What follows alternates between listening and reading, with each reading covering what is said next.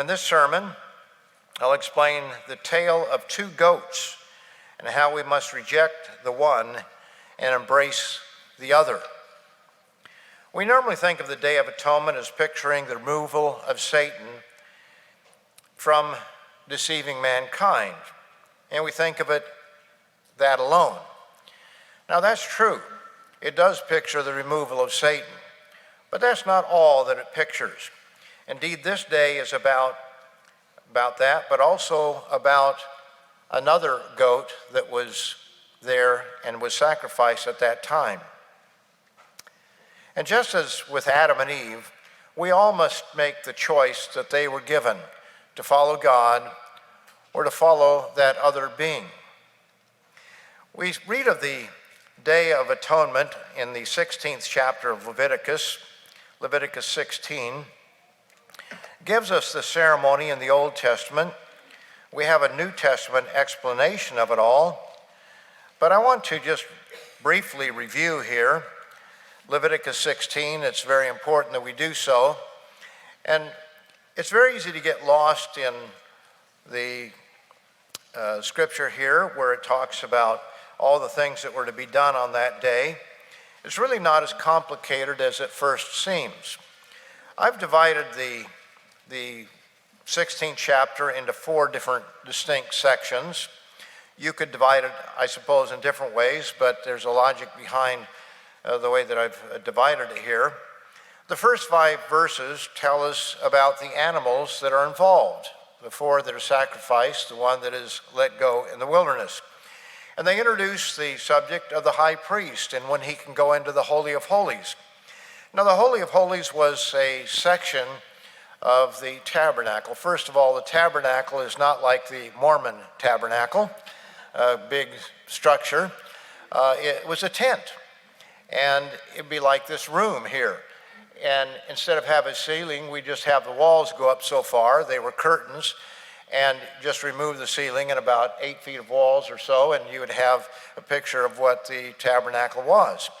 But inside that structure, that courtyard within it, was a building, again, a tent. And this tent was divided into 2 parts. In the first part, they could go, the high priest would go on a regular basis. They would change out the showbread. They would light and tend to the candles and so forth. But they were not allowed to go into the second part, just one individual, that was the high priest, and he would go once a year. And we learn that here in the 16th chapter. It says in verse 2, "Tell Aaron, your brother, not to come at just any time into the holy place inside the veil, before the mercy seat," that's where the Ark of the Covenant was, "which is on the ark, lest he die, for I will appear in a cloud above the mercy seat." And then when he comes in there, it tells us he was to take a young bull. He was also to provide a ram that would be sacrificed in this ceremony of the day. And then he was to take from the congregation of the children of Israel 2 goats and also a ram. So what we have here is a bullock from the high priest. We have a ram from the high priest. We have a ram from the congregation or the children of Israel. And we have 2 goats that are provided by the congregation as well. So there are 5 animals that were involved in this particular day. Verses 6 through 10 really tell us what he is supposed to do. It gives just a very brief overview that Aaron is to sacrifice the bull as a sin offering and tells him where to do it. And then he's to take the 2 goats and he's to cast lots over the goats. Now, lots were of different forms. We would see them somewhat similar in our day and age as to putting something in a hat, 2 items in a hat that are similar or exactly the same, but with something else written on them. One was for the Azazel, one was for the Lord, and they would draw out and put one on the goat for the Lord and one on the goat for Azazel, as it's called in the original. So he was to cast lots. He would shake them up. Sometimes they would take these and they would put them in the lap of an apron or whatever, and then shake them up and then pick them out. So it was a way of finding that it was God indicating which one was which. The goats were both without blemish. I don't know that they go to the extreme that the Jews are today with the red heifer, where they have to try to find a red heifer that is so perfect that only has 2 or fewer white hairs on it. You know, they examine it to an extreme degree. You don't get that impression reading the Bible, but that's what the Jews do today when they look for something that is perfect. But we know that they had 2 goats without any kind of imperfection, such as a short leg or a limp or a missing eye or something like that. It was to be without blemish. And he was to cast lots over these 2 goats, one for the Lord, one for the Azazel, or the one that would be let loose into the wilderness. And that's a little bit of what we read there in verses 6 through 10. And then from verse 11 onward, we have the exact, not the overview as we've read in these first 2 sections, but now we have step by step exactly what should be done. So it says in verse 11 that Aaron shall bring the bull of the sin offering, which is for himself, and make atonement for himself and for his house. He shall kill the bull as the sin offering, which is for himself, and then he'll take a censer full of burning coals of fire from the altar, and with his hands full of sweet incense, beaten fine, and bring it inside the veil. So that's inside the Holy of Holies. And he shall put the incense on the fire before the Lord, that the cloud of incense may cover the mercy seat that is on the testimony, lest he die. So there will be a cloud of smoke there within the Holy of Holies, where the Ark of the Covenant was, and the seat, which was called the mercy seat, the top of it there.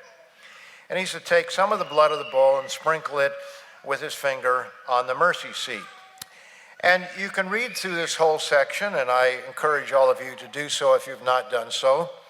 And you will see that there are various specific things that he was to do as far as sprinkling blood and offering incense and all the things that he was to do. So you can read through that. I won't read the whole thing there. But he was then to kill the goat of the sin offering. That was the next thing he was to do. And it tells how he was to handle it with the blood and going into the holy place and so forth. And then we read a little bit later in verse 20, when he had made an end of atoning for the holy place, the tabernacle of meeting, and the altar, he shall bring the live goat. And Aaron shall lay both his hands on the head of the live goat, confess over it all the iniquities of the children of Israel, and all their transgressions concerning all their sins, putting them on the head of the goat, and shall send it away into the wilderness by the hand of a suitable man. It's a very interesting article by Mr. Peter Nathan. I don't have the exact, you can look it up on Atonement, or just look it up on a search at our website by Mr. Peter Nathan, talking about the goat, and how this was at a time of year that he had to probably drag the goat off. It didn't really want to go at that time. It was time of mating and so forth, but taking it out into the wilderness, and he lets it go. And then Aaron was to come back to the tabernacle of meeting. He was to change his clothes, and he was to offer the burnt offering of the ram, and also the one for the people. And the man who took the goat into the wilderness was then to come back, and he was to wash his clothes and so forth. So this is pretty much what we have here. You can read it all. I'm not going to read it all for lack of time, but you can do so, and I encourage you to do so you get the picture. But just remember that the first 5 verses kind of give a big picture view of it, and verses 6 through 10 kind of give a big picture, just going over some of the same things. But from verse 11 onward, we actually have the ceremony as it would have been conducted. Beginning in verse 29, we then kind of have a wrap-up of this. He says, "This shall be a statute forever for you. In the 7th month, on the 10th day of the month, you shall afflict your souls." So this is that 10th day of the 7th month of the Hebrew calendar. And they were to afflict their souls, or we are to afflict our souls, and do no work at all, whether a native of your country or a stranger who dwells with you. For on that day the priest shall make atonement for you, to cleanse you, that you may be clean from all your sins before the Lord. It's a Sabbath of solemn rest for you, and you shall afflict your souls. It is a statute forever. Now, the afflicting of the soul is, the word that is used there is also used in Psalm the 35th chapter. And we read there in verse 13 where David was talking about his enemies and how they rewarded him evil for good in verse 12. And then in verse 13, Psalm 35:13. But as for me, when they were sick, my clothing was sackcloth. I humbled myself with fasting. And the word humble there is same in the original as afflict. And we understand, and of course the Jews understand this, and they practice this, where we afflict our souls by fasting. And that's what we're doing today. And fasting is without food or liquid. Now, of course, there are those who may have certain circumstances, certain medical conditions, and we don't make those decisions for people. But there are certain medical conditions where it make it very difficult, if not impossible, to fast without killing yourself. And of course, God understands those things, but even there, one might want to talk to a Jewish doctor because they might give you some good advice on that. But this is the most important day of the year for Jews. And as I've given in the past in a sermon and also in an article many years ago in Living Church News, it was the one day, even though it was the opening day of the World Series, when Sandy Koufax, who was a Jew, refused to pitch on this day. Actually, I think the truth was that the owner said he wouldn't allow him. He wasn't going to make the young man make that decision because he knew that it would tear him up to have to make that decision. And so he didn't allow him to do that, or at least that's reported that that was the case. But the bottom line is that this is very important for Jews. They may pitch in a baseball game any Sabbath day. They may violate the other laws of God, but when it comes to this day, it's very important because they believe that this is the day on which their names will be written in the book of life if they observe this day faithfully. So that's their problem in terms of not really keeping it the way that they should all the time. But nevertheless, it's a very important day. And it says here, it's a Sabbath of solemn rest. You shall afflict your souls. It's a statute forever. Verse 32, back in Leviticus 16, verse 32. And the priest who is anointed and consecrated to minister as priest in his father's place shall make atonement and put on the linen clothes, the holy garments, and he shall make atonement for the holy sanctuary. In other words, it was to cleanse, as it were, spiritually speaking, the sanctuary, the altar, all the instruments of the temple that have been defiled throughout the year by the sins of the people, and also to make atonement for himself and for the people. He shall make atonement for the priests and for all the people of the assembly. Verse 34, this shall be an everlasting statute for you to make atonement for the children of Israel for all their sins once a year. And he did as the Lord commanded Moses. Now, this seems like something that I suppose that most Christians, when they read this, they read about animal sacrifices and various things and think that it has nothing to do with them. And yet, in the New Testament, those who study it enough recognize that it is spoken of in the book of Hebrews. And so we're going to go over to Hebrews and just pick up a few notes there. It describes Jesus Christ as the high priest in previous chapters. And then when we get to the 8th chapter, it says in verse 1, Hebrews 8 and verse 1. Now this is the main point of the things we are saying. We have such a high priest who is seated at the right hand of the throne of the majesty in the heavens, a minister of the sanctuary and of the true tabernacle which the Lord erected and not man. For every high priest is appointed to offer both gifts and sacrifices. Therefore, it is necessary that this one also have something to offer. So it's saying that Jesus Christ is our high priest, and that as a high priest, he has to offer something up. And when we read, or when we go over the 16th chapter of Leviticus, we see that the high priest is very prominent in all this. It is only he that goes into the sanctuary, and he does that only once a year. And so it says, verse 4, "For if he were on earth, he would not be a priest, since there are priests who offer the gifts and according to the law, who serve the copy and the shadow of the heavenly things, as Moses was divinely instructed when he was about to make the tabernacle." So he got the instructions from God when he went up into the mountain, was given the 10 Commandments. He also was given, during that time, the instructions on how to build this tabernacle. For he said, "See that you make all things according to the pattern shown you on the mountain." But now he has obtained a more excellent ministry, insomuch as he is also mediator of a better covenant, which was established on better promises. Then it talks about the new covenant in the verses that follow there in chapter 8. Very important verses. We've covered them many times before. We'll skip down to chapter 9. In verse 1 it says, "Then indeed, even the first covenant had ordinances of divine service and the earthly sanctuary," that tent structure that I mentioned earlier. "For a tabernacle, this tent structure was prepared, the first part, in which was the lampstand, the table, and the showbread, which is called the sanctuary.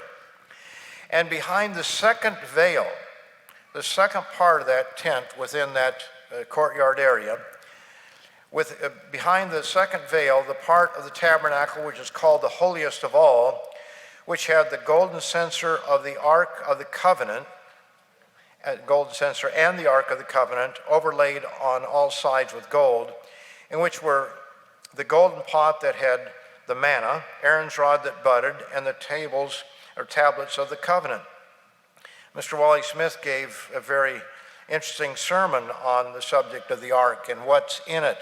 The pot of manna, Aaron's rod that budded, and of course the 10 Commandments, and he shows what each one of them symbolized. You might want to go to our website and look that one up by Mr. Wally Smith on the Ark of the Covenant.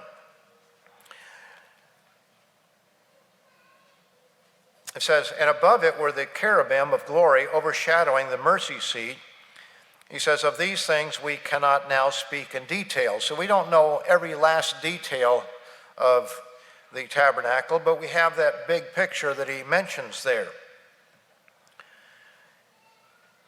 We'll continue in verse 6. "Now when these things had been prepared, the priests always went into the first part of the tabernacle, performing the services with the showbread and the lighting the candles and so forth, tending to them.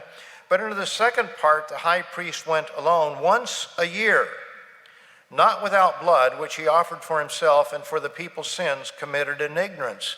So this is that day. This is the day that he went in. The Holy Spirit indicating this, that the way into the holiest of all was not yet made manifest, while the first tabernacle was still standing. Verse 9, "It was symbolic for the present time, in which both gifts and sacrifices are offered, which cannot make him who performed the service perfect in regard to the conscience." So all those sacrifices were to point to something else. There was a certain, I guess you might say, a certain forgiveness or certain atonement at that time. But in terms of perfecting anybody, they could not do that. It says, concerning only, verse 10, with foods and drinks and various washings and fleshly ordinances imposed until the time of Reformation. But Christ came as high priest. So he is the high priest, represented there, of good things to come, with the greater and more perfect tabernacle, not made with hands, that is, not of this creation. So it's speaking of heaven itself, where he goes with, as high priest to the Father, with this sacrifice, the sacrifice of his own blood. He said, not with the blood of goats and calves, but with his own blood he entered the most holy place once for all, having obtained eternal redemption. For if the blood of bulls and goats and the ashes of a heifer sprinkling the unclean sanctifies for the purifying of the flesh, how much more shall the blood of Christ, who through the eternal Spirit offered himself without spot to God, cleanse your conscience from dead works to serve the living God?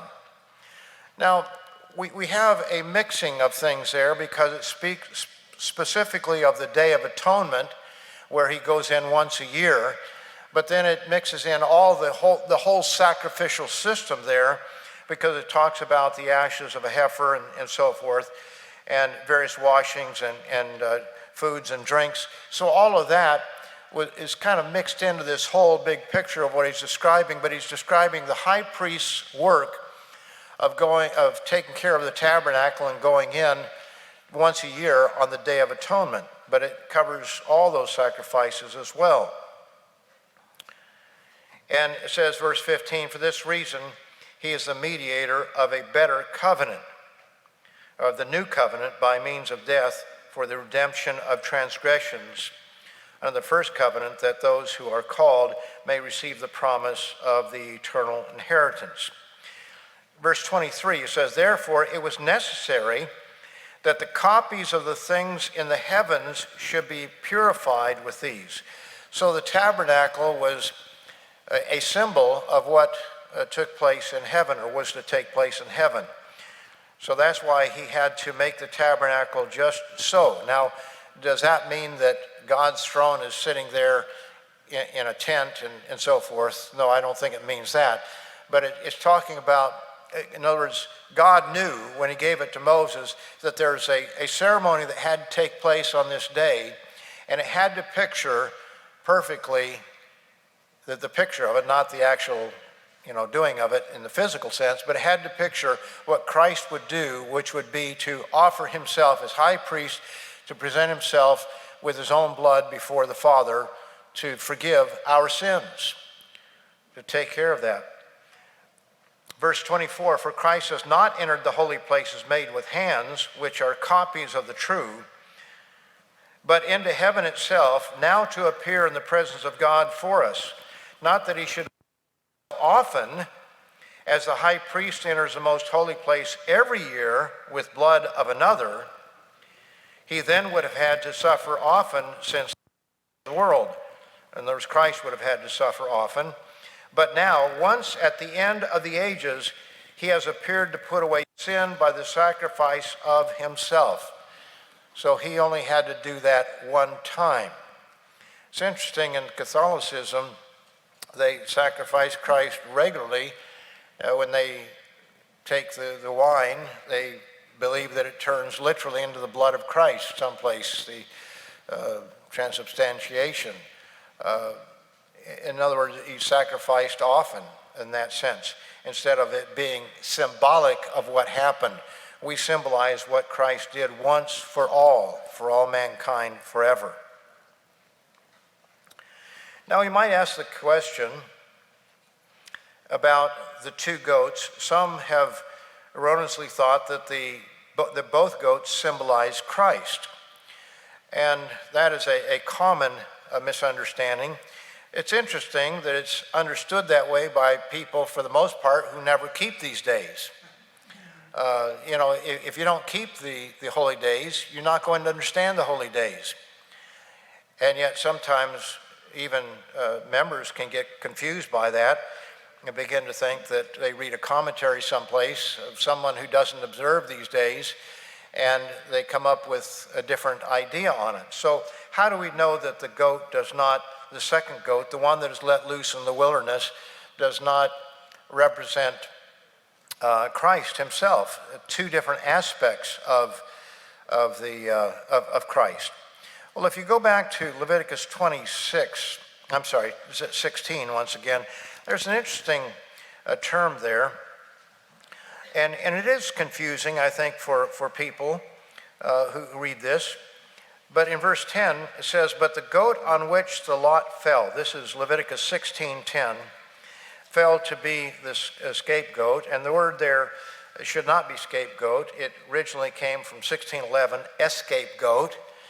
But Satan, being the clever fellow that he is, has turned scape or scapegoat into shortened scapegoat, meaning the goat that is, meaning one who is guilty, one who's blamed for something he's not guilty of. The scapegoat, the fall guy. And so he has transformed it that way, knowing what this goat pictures. And it says, shall be presented alive before the Lord to make atonement upon it. Atonement upon it. Now, the goat that symbolized Christ was sacrificed as Christ, as it were.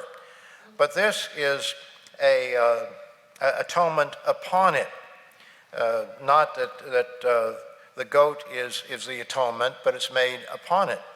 And he has all the sins of the children of Israel in verse 21, all their transgressions concerning all their sins, putting them on the head of the goat before they send him away into the wilderness. Now, we all know that Satan was the one who stirred Adam and Eve to sin. And so, in that sense, he has his part in their sin. When we look at the order of the holy days, it becomes very clear that the second goat is a picture of Satan being removed from Israel, being removed from mankind where he can influence them any further. Let's go over to Revelation, the 19th chapter, and let's just look at the sequence of events that we have here as we read through the last two of the last chapters in the book of Revelation. In Revelation, the 19th chapter, we have the marriage of the Lamb that is spoken of in verse 6 and 7. But then we get to verse 11, and it says, now I saw heaven opened, and behold, a white horse. And he who sat on him was called Faithful and True, and in righteousness he judges and makes war. His eyes were like a flame of fire, and his head, on his head were many crowns. He had a name written that no one knew except himself. He was clothed with a robe dipped in blood, and his name is called the Word of God. So it's very clearly who this is speaking of Christ. And the armies in heaven, clothed in fine linen, white and clean, followed him on white horses. Now out of his mouth goes a sharp sword, that with it he should strike the nations. And we can read of that over in the book of Zechariah, how the nations are going to fight against Christ at his return. And he'll defeat them, and then make them keep, he'll give them strong encouragement to keep the Feast of Tabernacles, otherwise they'll get rather thirsty when he cuts off their rain supply. But it says he strikes the nations, and he himself will rule them with a rod of iron. Now sometimes people thought, well, that seems kind of harsh that Christ would rule the nations with a rod of iron. But look at our world today. Look at the knuckleheads that we have in the world today. The crazy ideas that they are promoting. You know, this trans movement where they are mutilating the bodies, even of minors in some cases. You would never have guessed this some years ago, but that's the things that they do. And when you look at the authoritarianism that is coming down in our Western cultures, and more we see strong men rising up, and we see people behind the scenes moving our world in a very bad direction. And you've got this war in Ukraine. And when you look at all the things that are going to go on before the end comes, you understand why Christ is going to have to come back with a rod of iron. He's going to embrace a lot of hurting people, but he's going to have to use a rod of iron on a few others, because there are too many people in this world that have their own ideas and just simply refuse to respond to reason, to right reason. When you read through the book of Revelation, you find that even after all these plagues, they still rebel. They still refuse to give up their drugs. Actually, the word is pharmakeia in the Greek. Drug use, their sexual immorality, their murders, and so forth. They refuse to give up their idols. and so he's going to have to deal with a strong hand. He himself treads the winepress of the fierceness and the wrath of Almighty God, and he had us on his robe and on his thigh a name written, King of Kings and Lord of Lords. Now, we sing that, or I don't sing it, but people sing it at around Easter time, or the Messiah. And there's that very powerful, I don't want to say aria, it's not an aria, but chorus, we're King of Kings and Lord of Lords. And they never know who those kings are that he's the king of, and who the lords are that he is the Lord of. But that's talking about you and me, if we make it into his kingdom. He is going to be the king of us as kings, because we are to be kings and priests, as we read there in the 5th chapter, verses 9 and 10, and also Revelation 20, as we shall see in verse 4. We're going to rule with him. He says, Then I saw an angel standing in the sun, and he cried with a loud voice, saying to all the birds that fly in the midst of heaven, Come and gather together for the supper of the great God. So it describes this battle or refers to this battle that's going to take place as they fight against Christ. So it's picturing Christ's return. We know that the holy day that pictures that is trumpets, the Feast of Trumpets, 7 trumpet plagues, the day of the Lord, the 7th one in which he is going to return during the 7th. But during that 7th trumpet, there are 7 last plagues that take place. And then this climactic battle at the end that's going to take place there. And so then we come to chapter 20 and verse 1. Then I saw an angel coming down from heaven, having the key to the bottomless pit and a great chain in his hand. And he laid hold of the dragon, that serpent of old, who is the devil and Satan, and bound him for 1,000 years. And he cast him into the bottomless pit and shut him up and set a seal on him, so that he should deceive the nations no more. He's been deceiving mankind from the beginning, till the 1,000 years were finished. But after these things, he must be released for a little while. And it gets back to that a little bit later. Now, the next thing we read of is verse 4. And I saw thrones, and they sat on them, and judgment was committed to them. Then I saw the souls of those who were beheaded for the witness of Jesus and for the word of God, who had not worshipped the beast or his image, nor had received his mark on their foreheads or in their hands. And they lived and they reigned, they ruled with Christ for 1,000 years. And it says the rest of the dead, though, didn't live again till the 1,000 years were finished, because this is the first resurrection as such. And he says, Blessed and holy is he that has part in the first resurrection. So that first resurrection brings us to ruling for 1,000 years. And we understand that verse 4 is talking about the Feast of Tabernacles, the millennial reign of Jesus Christ on the earth, which we'll be joyously celebrating in just a few days from now. Some of you are already, as it were, on your way. Many others will leave tomorrow, and then others on Friday and some on Sunday. But we'll be there to celebrate this 1,000-year reign of Christ on the earth. And we'll be reading scriptures about that during that time and looking forward to it. But then we come to the great white throne judgment, and I won't go into detail on that, but that starts down in verse 11. And we know that that pictures the last great day. So what we see is the 19th chapter talks about Christ's return. The Feast of Trumpets is wrapped up in that. We see that verse 4 of chapter 20 talks about the millennium, the Feast of Tabernacles, and then later in chapter 20 it talks about the last great day. So what's missing? What's missing is the Day of Atonement. And it's sandwiched right between Christ's return and the Feast of Tabernacles. In other words, between trumpets and tabernacles. Atonement is in there, and we find here that that's when Satan, in the story flow of things, when Satan is bound. So there are many reasons that we believe that the second goat, the one that is let loose into the wilderness, he's not killed, but he is let loose into the wilderness, and he will be returning 1,000 years later, but then he'll be banished forever. So we understand that that is the picture that we have here. How else would we picture the Day of Atonement in the context of this if we did not understand the two goats there?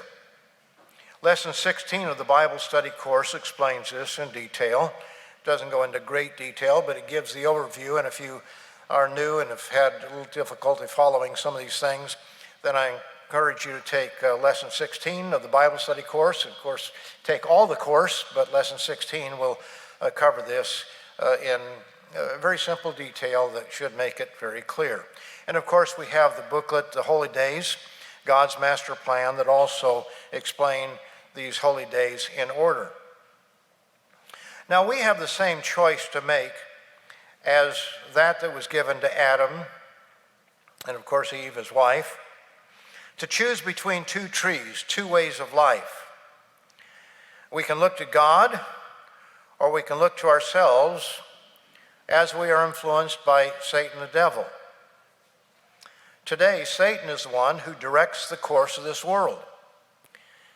A lot of times people get mixed up about that. So, it's amazing how simple little truths that we have are not understood generally. I grew up in a Protestant background. I didn't know that Satan was the god of this world. Now, I don't know that we sang it back then, but we have the song, "This is my Father's world."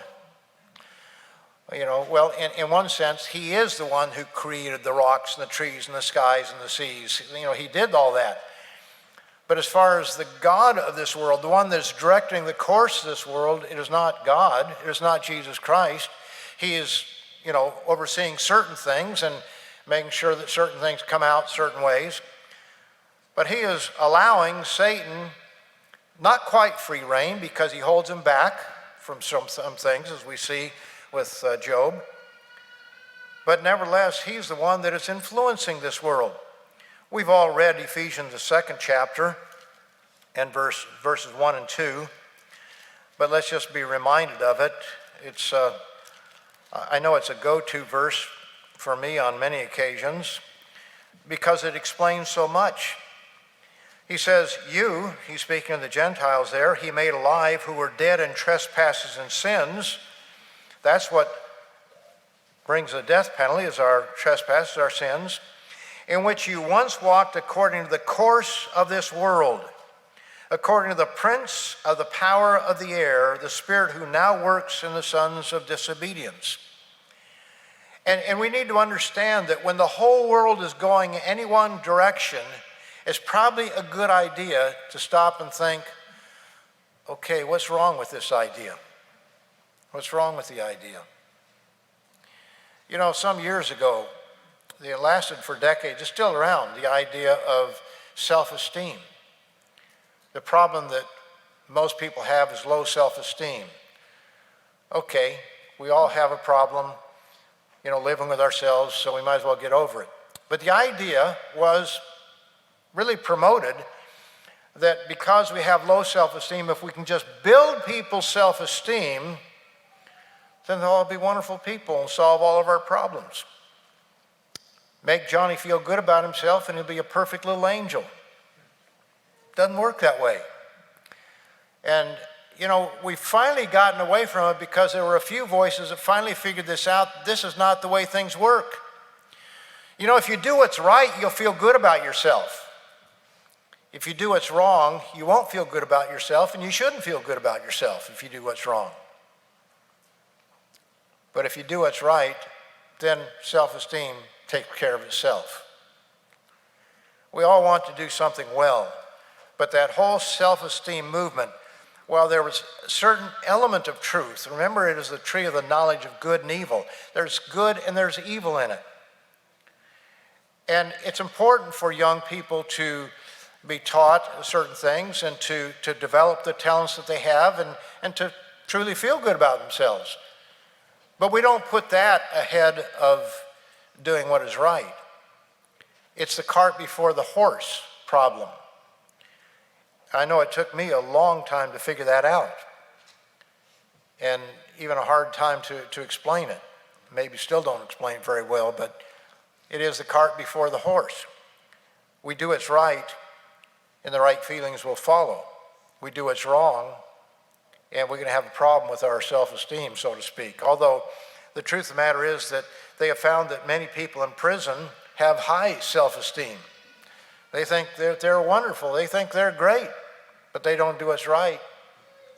And ultimately, they're not going to be happy, and they aren't happy ultimately. But they have great esteem in themselves. Whenever the world is going in a direction, just watch advertisements on television and look what they're saying. What are they promoting? Because what they're promoting is probably not what you really want to do. What they're promoting is not God's way of life. Satan is the prince of the power of the air, and he works in the sons of disobedience. And where he works the most is in the media. When you think about it, what better place to work than in the media? And to promote the values of the media. How is it that everybody's got to have a tattoo? Now, please, if somebody has a tattoo here, and you probably got it before you came in the church. I know that there are people that do. So I'm not ragging on you, please. But those of us who understand the truth can read the 19th chapter of Leviticus and find that it's not what we should do.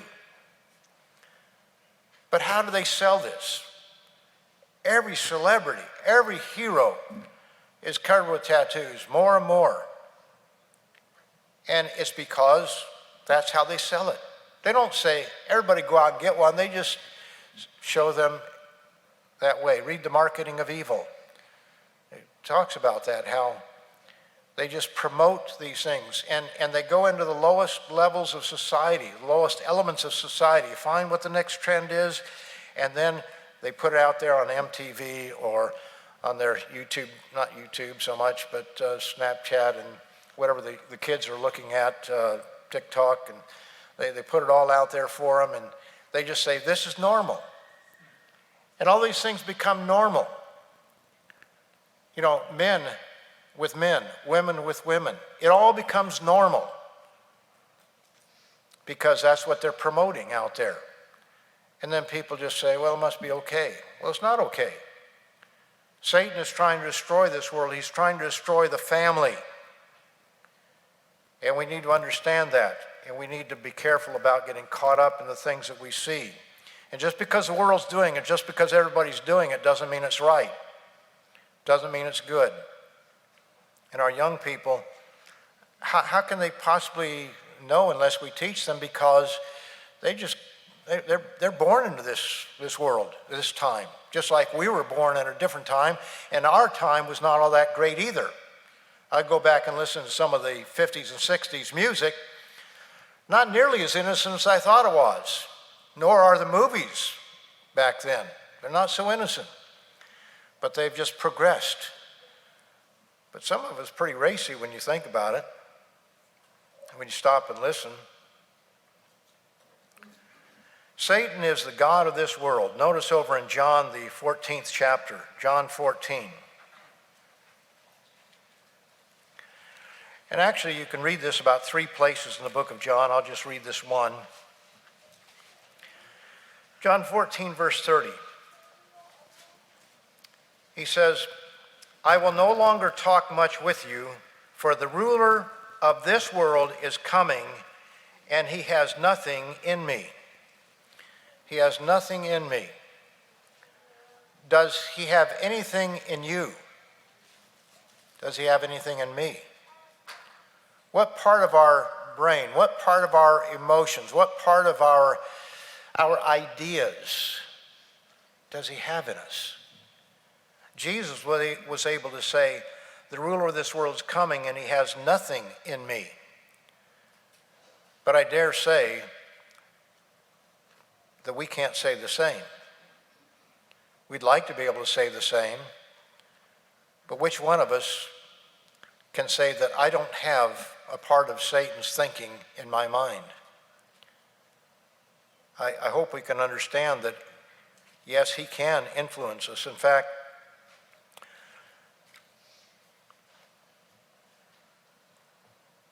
We can read in Luke, the 9th chapter, Luke 9.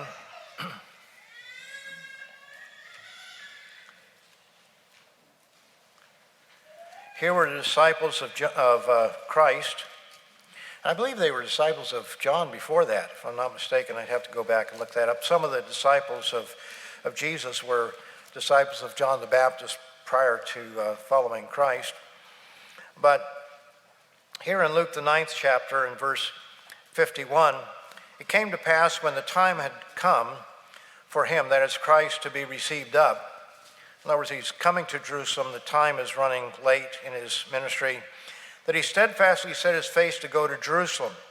And he sent messengers before his face, and as they went, they entered a village of the Samaritans to prepare for him.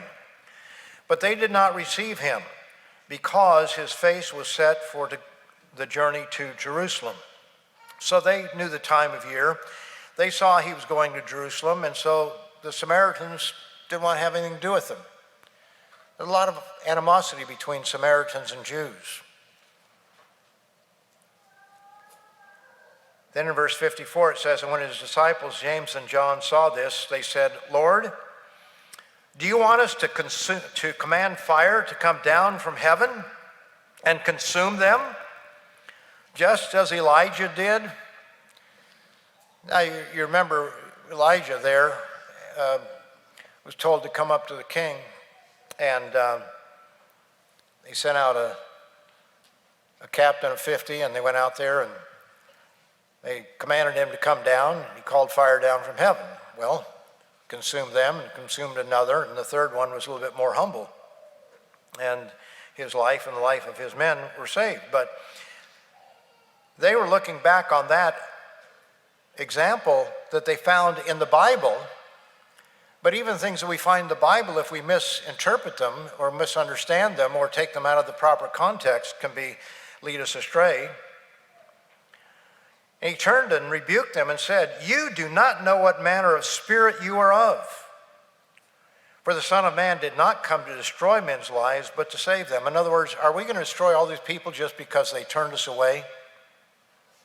There's a difference between somebody going to take you into custody and perhaps kill you. That's a little different situation than just being rebuked.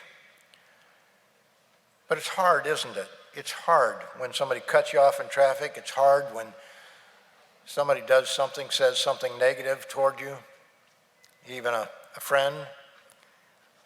Our emotions get carried away, and it's easy to have wrong thoughts about other people. We could also note here in Matthew, the 16th chapter, Matthew 16.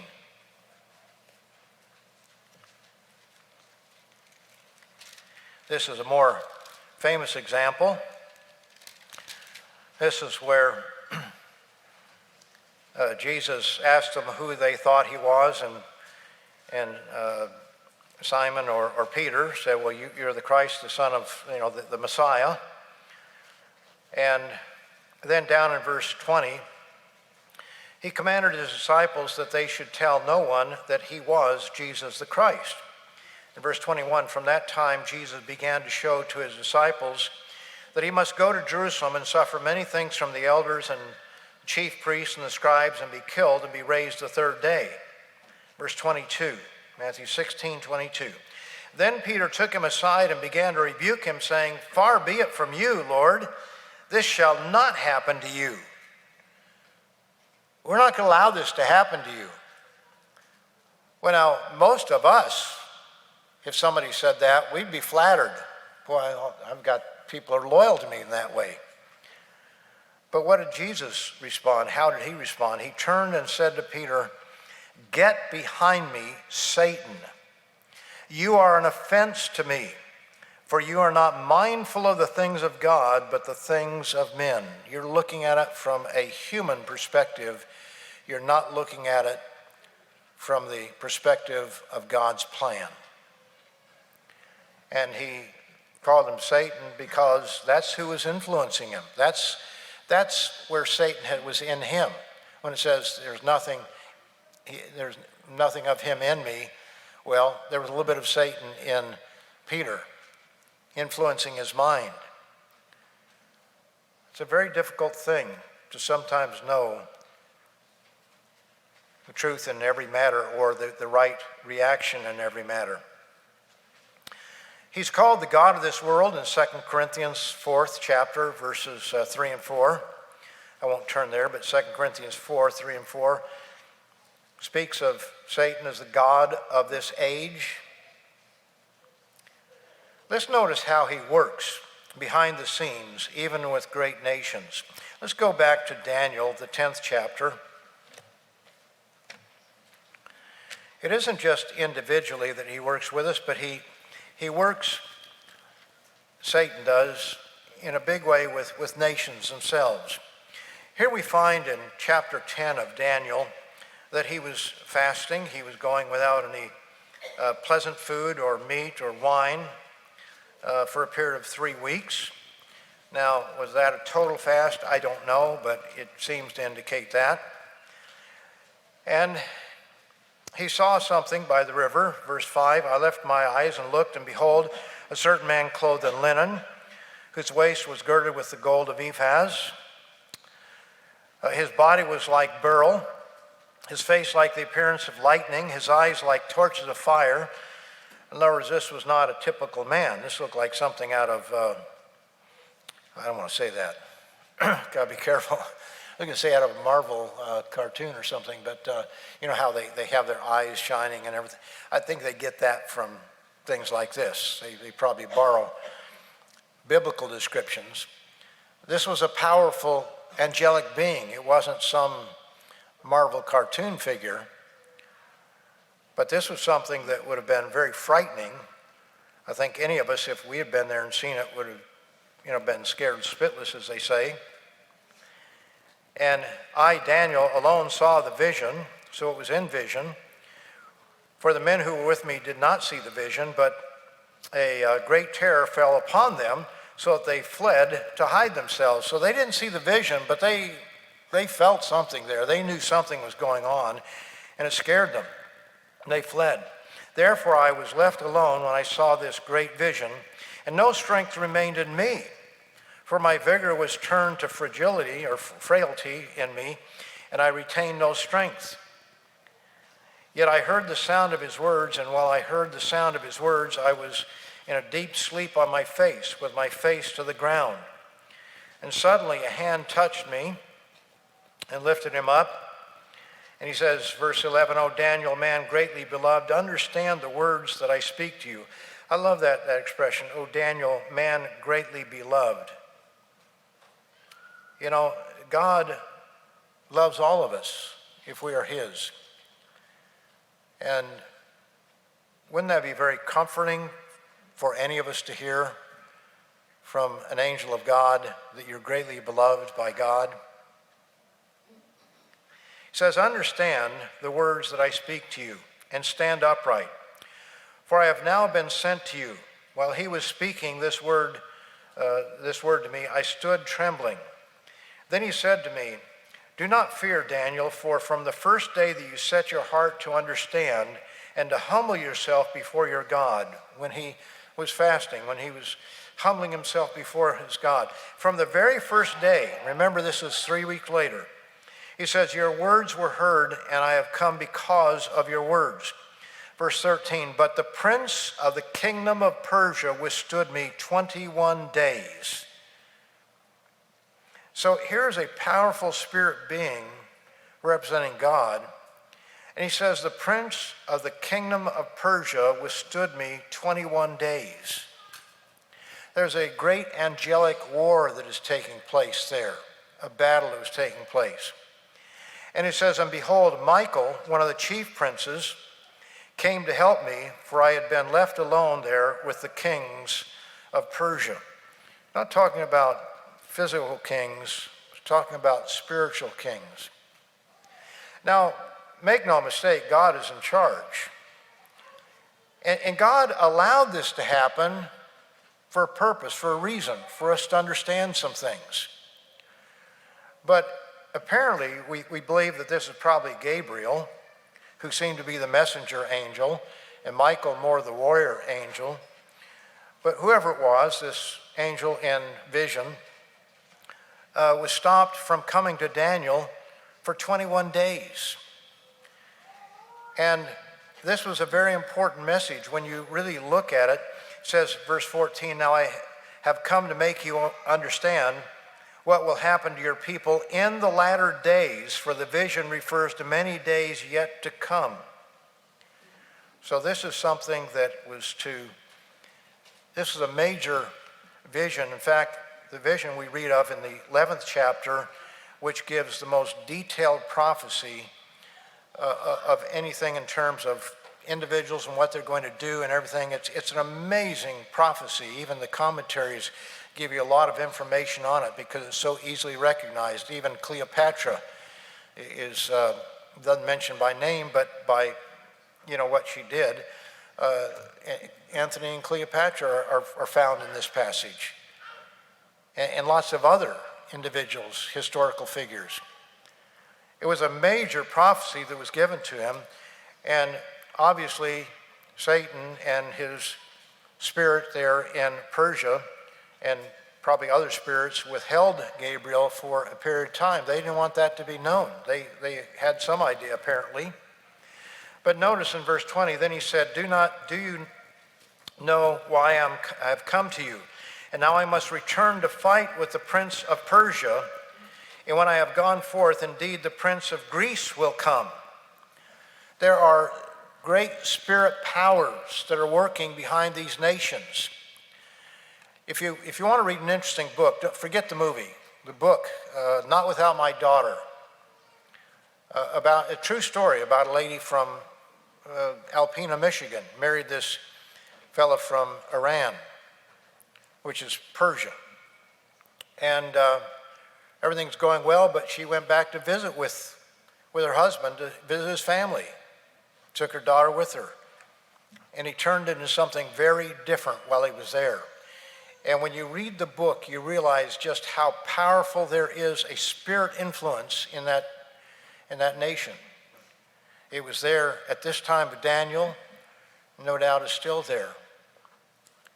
And when you look at the attitude of the people and the chanting and the hatred toward Israel and so forth, who's stirring that up? We can read another example.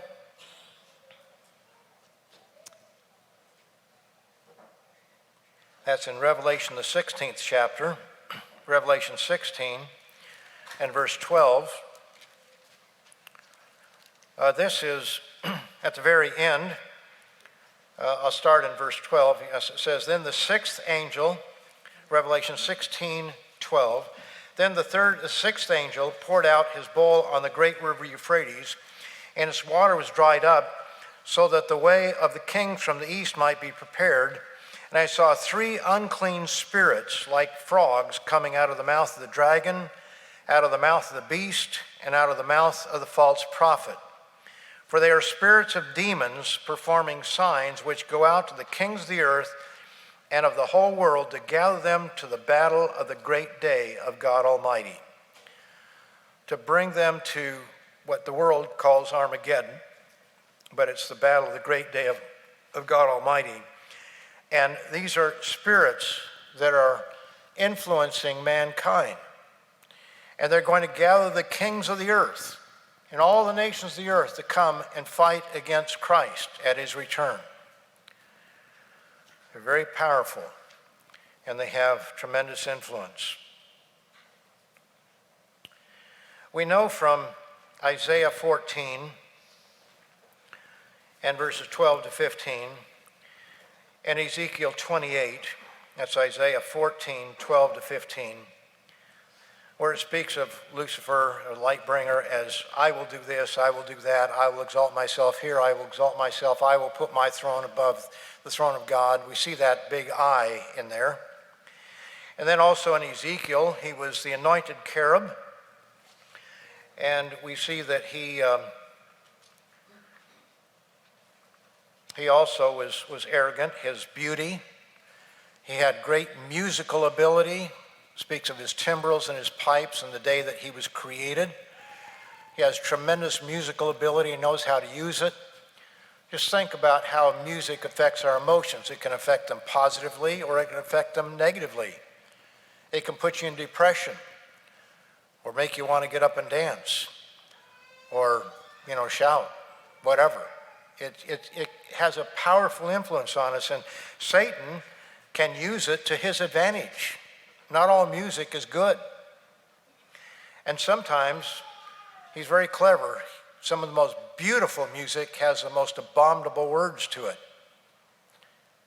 And you could have it the other way around, but usually some of the greatest music has terrible words to it. And it gets in you, and sometimes you wake up and you're singing something that you wonder, well, how'd that get there? I remember one time, this wasn't something that Satan put there, I'm sure, but you watch advertisements, and I had this thing, you're in luck if you've got a McCullough chainsaw. You're in luck with it. It was an advertisement. It had a song to it. It's just amazing how stuff gets in our brains and we can't get it out.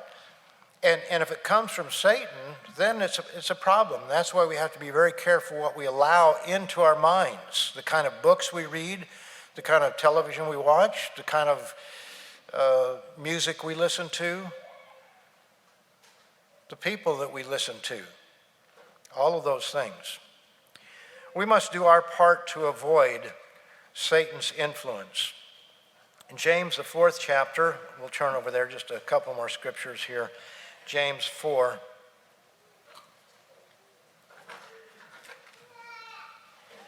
It tells us in verse 6, he's already talked about how there are wars and fights amongst them. Was this talking about true Christians, or was this to a broader audience? But it says here in verse 6, but he gives more grace. Therefore, he says, God resists the proud, but gives grace to the humble. You see, Satan was filled with pride, his beauty, what he wanted to do, what he thought he could do, what he thought he was responsible to do. And he had great beauty, great talent, and he got proud.